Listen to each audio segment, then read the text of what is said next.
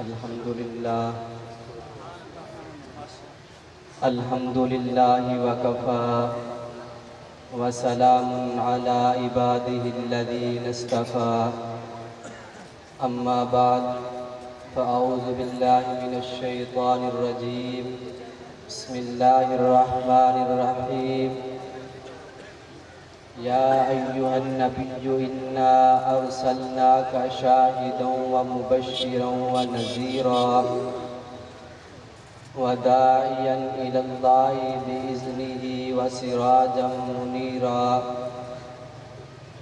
صدق اللہ العظیم وصدق رسولہ النبی الکریم۔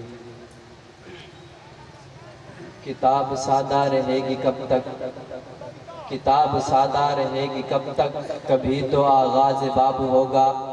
جنہوں نے بستیاں اجاڑ ڈالی کبھی تو ان کا حساب ہوگا۔ سحر کی خوشیاں منانے والوں، سحر کی خوشیاں منانے والوں، سحر کے تہوار بتا رہے ہیں۔ ابھی تو اتنی گٹھن بڑھے گی کہ سانس لینا عذاب ہوگا۔ اٹھے گی ہم پہ جو اینٹ کوئی تو پتھر اس کا جواب ہوگا۔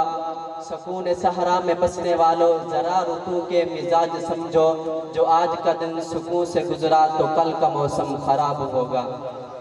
میرے انتہائی واجب الاحترام قابل صد تکریم دوستوں، بھائیوں، بزرگوں، السلام علیکم ورحمۃ اللہ وبرکاتہ۔ تمہید میں جو آیت قرآن کریم کی تلاوت فرمائی، اس میں رب تعالیٰ نے پاک پیغمبر علیہ السلام کی 5 صفات کا تذکرہ کیا ہے۔ ان 5 صفات میں سے ایک صفت سراج منیر بھی ہے۔ اس سراج منیر پہ اظہار خیال کروں گا، توجہ میری طرف رہی ہے۔ سامعین محترم، سراج کا معنی ہے سورج اور منیر کا معنی روشن، چمکنے والا۔ پاک پیغمبر علیہ السلام کو سورج سے تشبیہ دی گئی ہے۔ سورج اپنی مرضی سے طلوع نہیں ہوتا، بلکہ رب کا قرآن کہتا ہے وَالشَّمْسُ تَجْرِي لِمُسْتَقَرٍّ لَهَا ذَلِكَ تَقْدِيرُ الْعَزِيزُ الْعَلِيمُ۔ پیغمبر علیہ السلام کو سورج سے تشبیہ اس لیے دی گئی کہ سورج اپنی مرضی سے طلوع نہیں ہوتا، بلکہ رب کا حکم ہوتا ہے سورج طلوع ہوتا ہے، رب کا حکم ہوتا ہے سورج غروب ہوتا ہے۔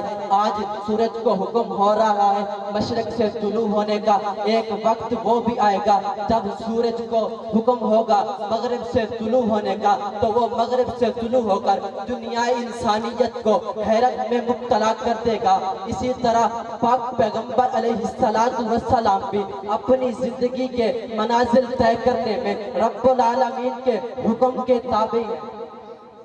سامعین مکرم، ماہرین فلکیات نے لکھا ہے کہ آسمان پہ چمکنے والا ایک ایک ستارہ زمین سے بڑا ہے، لیکن اس کے اتنا بڑا ہونے کے باوجود جب وہ چمکتا ہے اس کی چمک سے دنیا کے اندر جو تاریکی ہے، جو ظلمت ہے، وہ ختم نہیں ہوتی۔ لیکن صبح کے وقت جب افق کے مشرق سے ایک سورج طلوع ہوتا ہے تو دنیا کی ساری تاریکی، ساری ظلمت ختم ہو جاتی ہے۔ اسی طرح پاک پیغمبر علیہ السلام کی آمد سے پہلے ایک ستارہ چمکا جس کو آدم کہتے ہیں، روشنی محدود تھی۔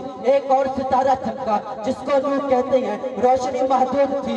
ایک اور ستارہ چمکا جس کو یعقوب کہتے ہیں، روشنی محدود تھی۔ ایک اور ستارہ چمکا جس کو یوسف کہتے ہیں، روشنی محدود تھی۔ ایک اور ستارہ چمکا جس کو داؤد کہتے ہیں، روشنی محدود تھی۔ ایک اور ستارہ چمکا جس کو موسیٰ کہتے ہیں، روشنی محدود تھی۔ ایک اور ستارہ چمکا جس کو عیسیٰ کہتے ہیں، لیکن روشنی محدود تھی۔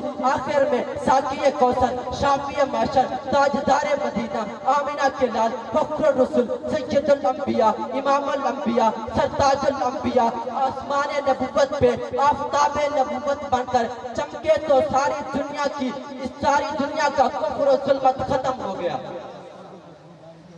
سامعین مکرم، حضور علیہ السلام کو سورج سے تشبیہ دی گئی، وہ اس لیے دی گئی کہ سورج کے طلوع ہونے سے پہلے آسمان پہ ستارے چمکتے ہیں، سورج بھی چمکتا ہے، لیکن جب چاند بھی چمکتا ہے، لیکن جب سورج چمکتا ہے صبح کے وقت تو پھر ستاروں اور چاند کی روشنی کی کوئی ضرورت نہیں ہوتی۔